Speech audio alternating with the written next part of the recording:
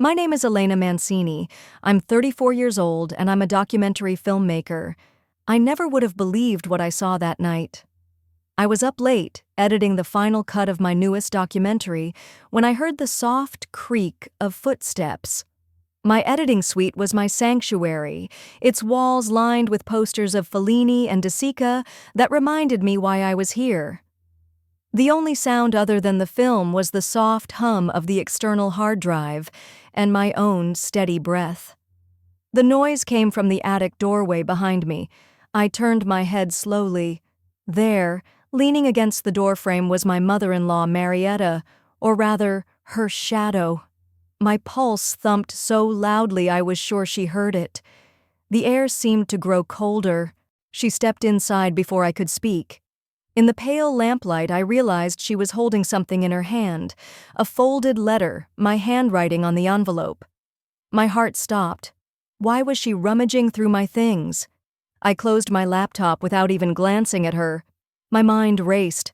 How had she found this letter? When had she been in here? The realization that someone else was pawing through my private work felt like a violation. Every nerve was on edge. She took a slow step toward me, eyes narrowing as if to assess my reaction. In the silence, everything felt fateful. I could almost feel a weight pressing on my chest. I felt I was back on the night of our wedding 8 years ago, when I first felt this intensity from her gaze. But I brush aside that memory, forcing it underground. I needed to focus on now. I turned in my chair fully to face her. "What are you doing in here, Marietta?" My voice was calm. Too calm, steady like a broadcast, but inside I was shaking. Marietta smiled tightly, crossing her arms. "I thought you might have this. Important papers for my son." Her tone was light, but her eyes were calculating, scanning the room like a detective on a case. I swallowed. "This is my study, Mom," I said, forcing my voice steady, making it overly formal. "Shouldn't you be in bed?" My heart was pounding so hard I could hear it in my ears. For a moment, she said nothing. Then, with a shrug like it was nothing, she placed the letter on my desk. It wasn't addressed to her, it was addressed to me. I stared at it, my breath catching. How had she got this? My chest felt hollow for a moment. It was as if the ground had vanished under me. "That's for you," she said softly, almost crooning. "Your husband asked me to deliver it personally." My husband, Marco, had been on a film shoot in Sicily all week. He calls every evening without fail, but tonight he was late. He usually sends me a photo of the sunset over Etna or a quick voice note. Tonight, nothing. That made everything about this moment feel odd. My mind was spinning. What was in the letter? And how did she get it? I picked up the letter slowly. The moment I held it, I smelled the faint perfume of oranges, like the ones from my grandmother's grove back in Lecce. A surge of childhood warmth almost chased away my fear. But this wasn't my grandmother's house. This was my study in the dead of night. I rubbed the stamp thoughtfully, turning it over. Was this truly from Marco, or something else? I needed to be sure. My face must have shown my suspicion because she just smiled wider. "You look tired, Elena," she said suddenly. "You should rest. It's late." I felt a flash of anger beneath my skin. She had no right to speak to me like I was a child. But I forced a weak smile instead, grateful for a momentary reprieve from her invasive stare. "Maybe I do," I replied, trying to sound dismissive. She nodded and took a step back. "I'll leave you to it then." With one last look, as if worried for me, she turned and left the attic as quietly as she had entered. I heard the click of the door behind me. I picked up the letter and walked toward my bedroom door, heart still pounding. "I'm going to bed," I called out without turning around. "Thank you for bringing this." Later, in bed, I lay awake. The envelope lay unopened on my nightstand, staring at me innocently. I listened to the quiet hum of the night and the distant sound of crickets in the garden. The city lights glowed faintly on the horizon through our window. The house felt different, complicit almost. The shadows seemed darker. Something about Marietta tonight felt off, unsettled. A heaviness pressed against my chest as I lay under the sheets. I stared at the envelope on the nightstand. It bore my name in Marco's handwriting, and on the back only Marietta's neat signature in blue ink. My heart thudded as I realized I had opened a door to something I didn't understand. I was tempted to tear it open right then, but logic told me to wait. Unfolding it might unravel everything. I felt like I was standing on the edge of a cliff, heart pounding at what might lie below. I needed time to think. I got up and quietly crept into the living room. Shadows pooled in the corners where the lamplight didn't reach, and the envelope on the table looked innocently mundane, bathed in moonlight. I poured myself a cup of chamomile tea from the pot I kept on the shelf. The warm steam filled my nose with its calming scent. Outside, rain pattered softly on the roof, and the scent of wet earth and pine drifted in through the open window. The house was silent, but for the rain. Everything felt tranquil, and yet a feeling of dread simmered in my veins. I tried to check the house security cameras on my laptop. They were old analog cameras, normally useless at night. I clicked a few times, hoping to catch a flicker of motion, but only black frames and static stared back. My cell phone lay on the table, dead. The urge to confide in someone bubbled up. I even opened my messaging app and half-typed a text to Luca, an ex-cop friend, something like, "Hey, do houses ever give off ghost vibes?" But I deleted it. It was absurd. Maybe I was losing it. Instead, I flopped down on the couch and tried to steady my thoughts. I needed perspective. I took a slow sip of tea and thought back to just a few nights before. Marco and I had sat at our kitchen table discussing the grant we planned to apply for at his family's foundation. Perfect timing, our finances were tight. I remembered mentioning the project over plates of pasta. Patrizio, my father-in-law, had been pouring himself a glass of Chianti when he heard. He paused, set down the bottle, and gave me that same calculating stare, an expression I've seen on him as long as I can remember. He said nothing immediately. Then, almost casually, he said, "Poverty and art are not friends, Elena," draining the glass. His words sounded like a phrase from an old noir film, something I never wanted my life to be. My throat had tightened, a lump forming as I insisted we'd be fine. I could almost feel his gaze burning holes in me as he poured another drink for himself. At the time, I had brushed it off as overprotective concern. Now, alone with the envelope in the dark, it felt like a warning I had missed. Suddenly, the puzzle pieces clicked into place. I sank back into the couch cushion, my hands wrapped around the warm mug. The steam curled up in front of me as my mind whirred. On the wedding night, at that reception, when Patrizio gave his toast, I had felt a jolt that I had ignored. When I won that German Film Festival award and Marietta's lips pressed into a thin, closed line, I shrugged it off as fatigue. All the moments I had pushed aside now felt like warnings I hadn't heeded. I had been living with doubts, but this felt like clarity finally breaking through after years of shadow. I sat staring at the mug in my hands, lost in thought. For years, small doubts had flickered at the back of my mind, but never enough to confront them. Now everything was as clear as day. They had been watching, steering my life like a script without my consent. I had spent so long second-guessing myself. I realized I had to stop running from the truth. When we first dated, her disapproval was obvious. Marco and I met at the University of Rome. He studied architecture and I studied film. His parents, proud Roman industrialists, were only interested in him marrying someone secure and conventional. Not an artist. I had been sure of us. I remember telling Marco I didn't care, that love could defy any expectation, and he believed me too. But Marietta never did. I remember the first time I met his parents. They invited me to a family lunch at their villa just outside Rome. The Roman hills were a warm gold under a September sun, and light danced through the leaves of a sprawling fig tree in the courtyard. Marietta greeted me with a tight, practiced smile and poured lemonade from a crystal pitcher. I sat down at the long table filled with silver platters. At first, everything seemed fine. I laughed at her jokes and they told me about their travels.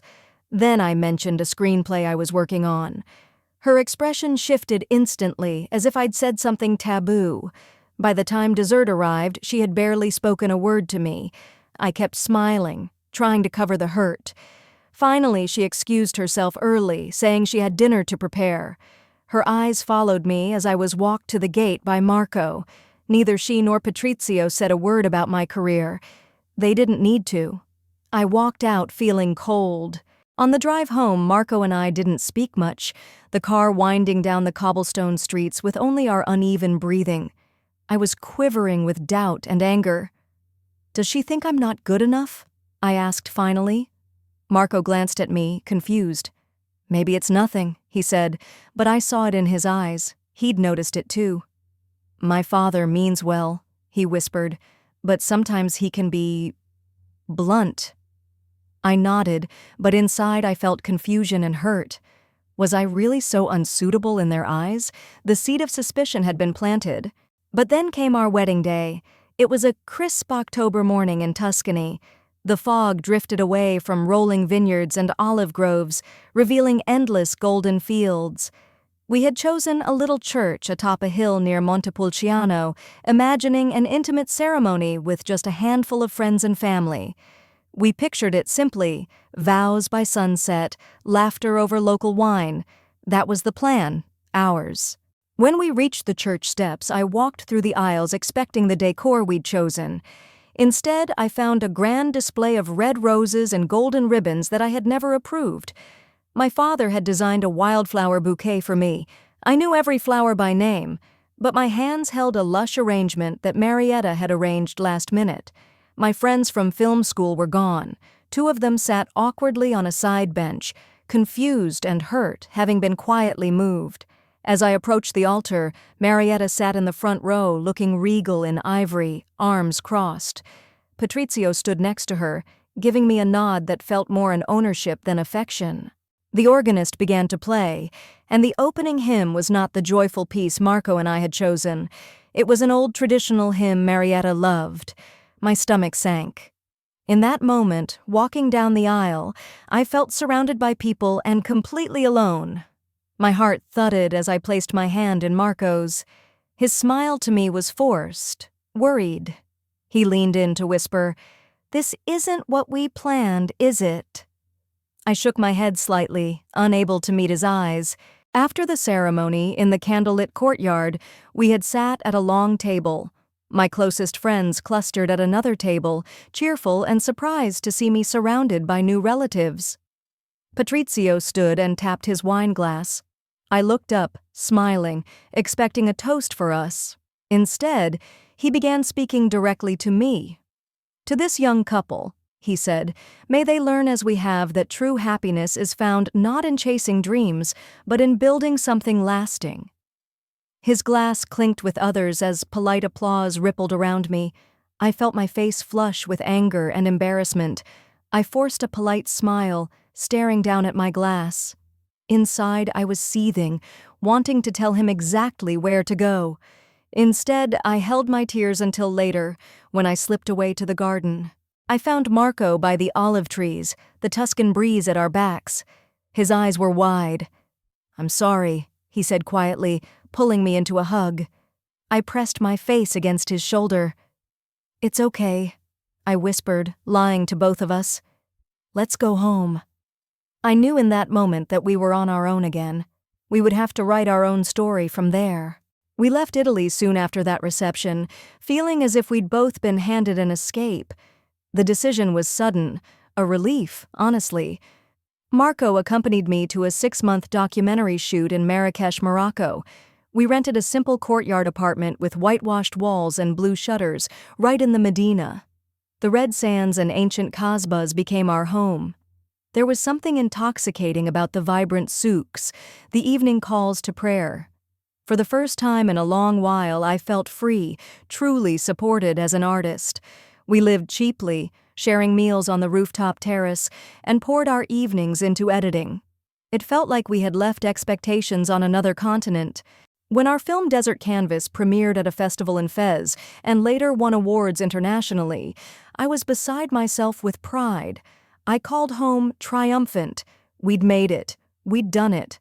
Marco hugged me, but even in that embrace I could sense shadows of worry in his eyes. Remnants, I later realized, of the home we left behind.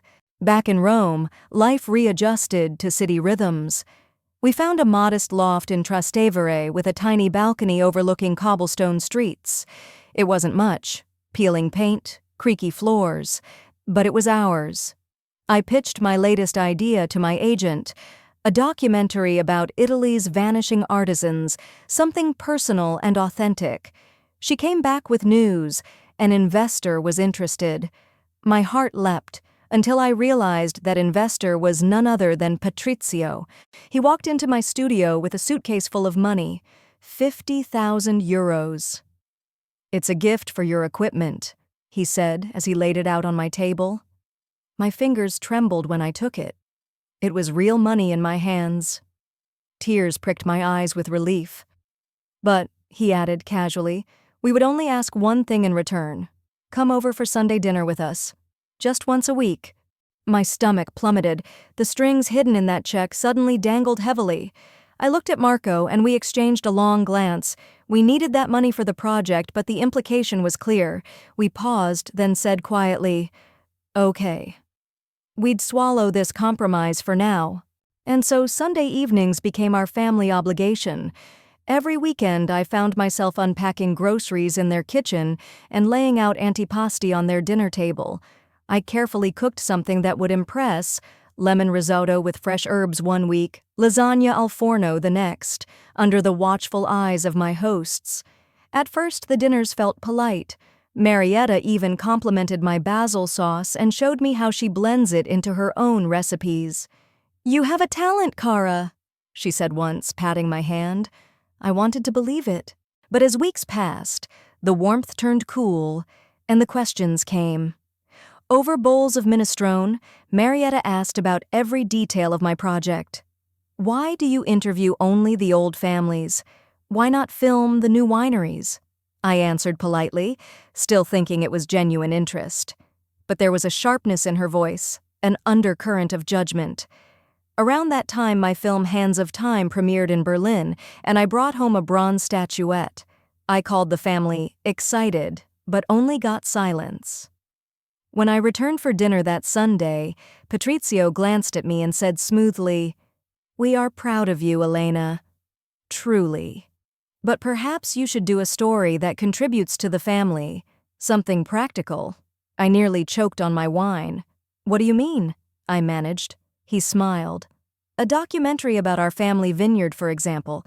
It's part of our legacy that needs preserving, and then you can settle down with Marco, have children." The table fell silent. Everyone looked at me. I felt like a character in their own family drama. My voice stayed firm. "I'm working on my next documentary," I said. Patrizio's smile tightened. "Your husband knows what's best." He nodded toward Marco.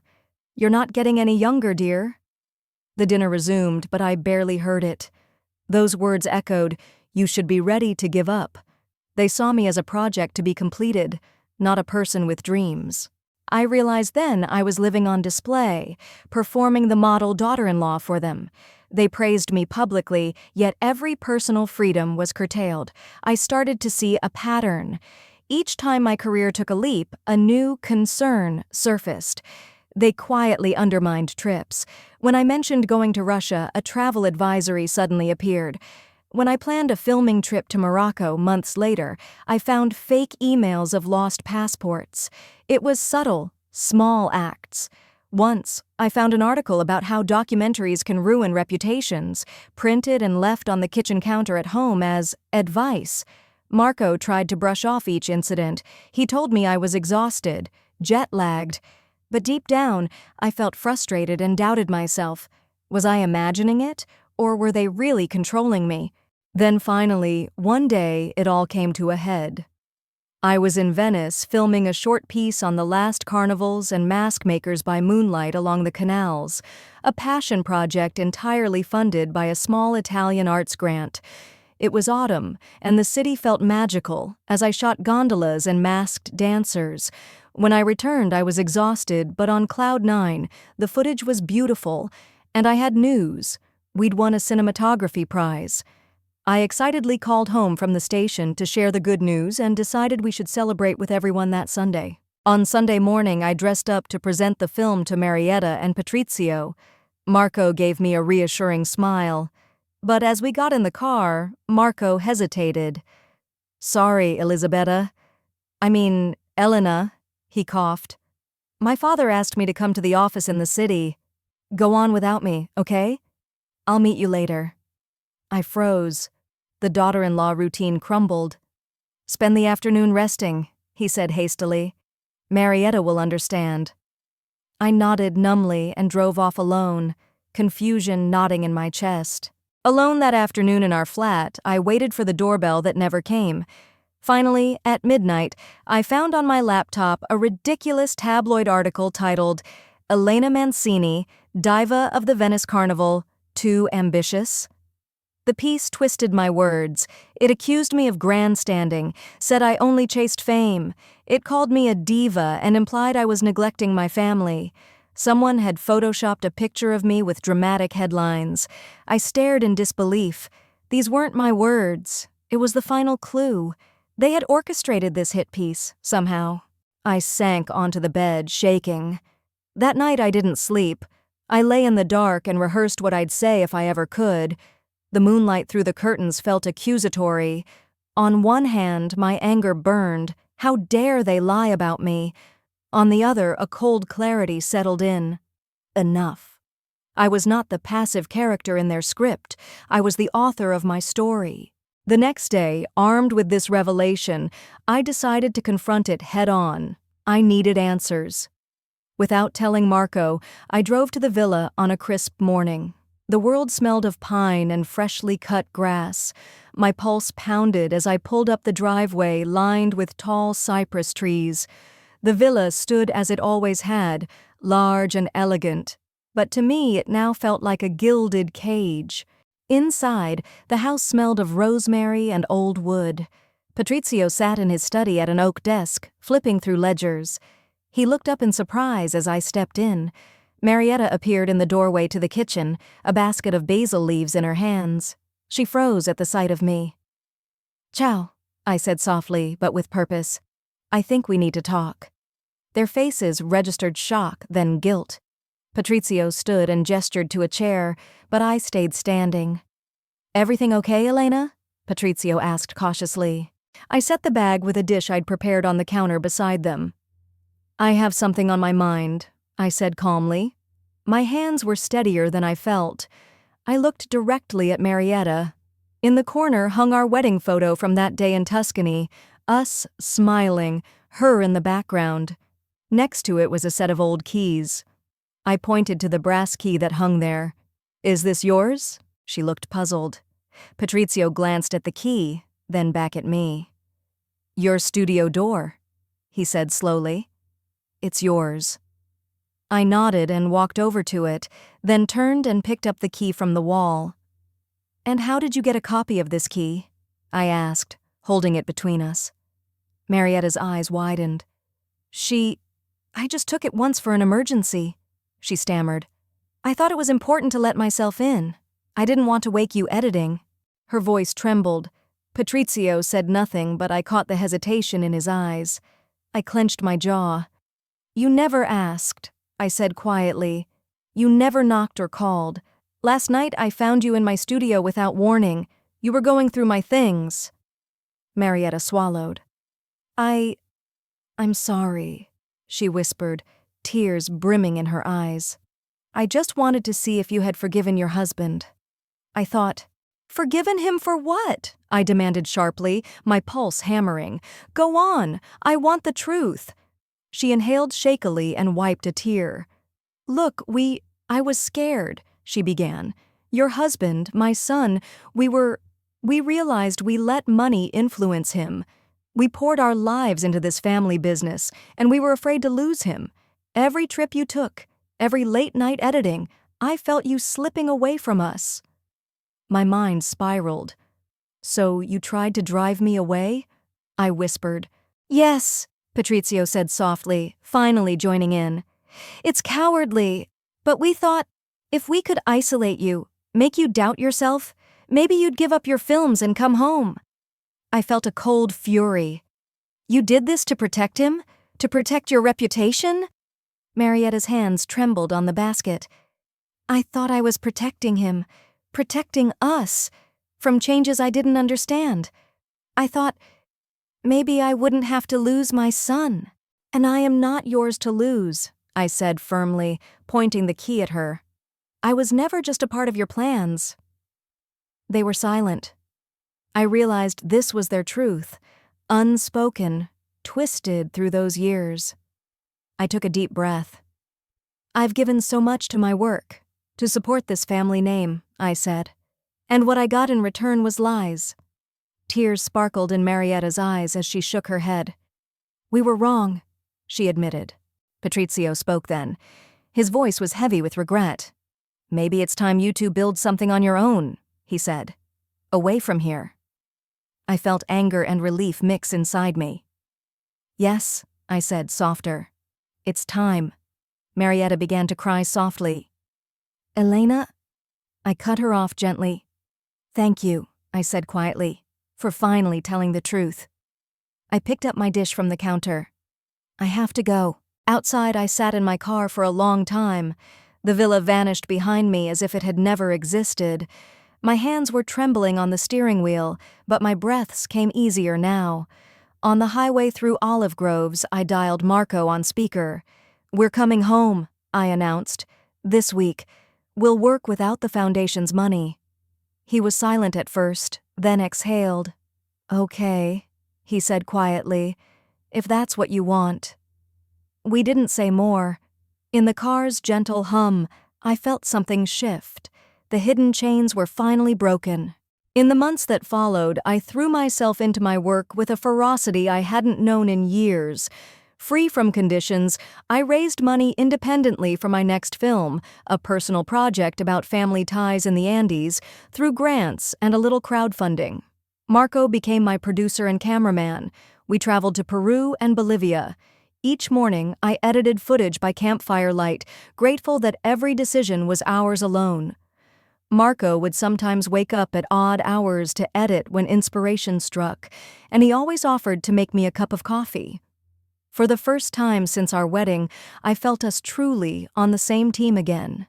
He apologized one night over tiramisu. "I didn't know how to tell you," he said softly. "My parents were scared. I'm sorry."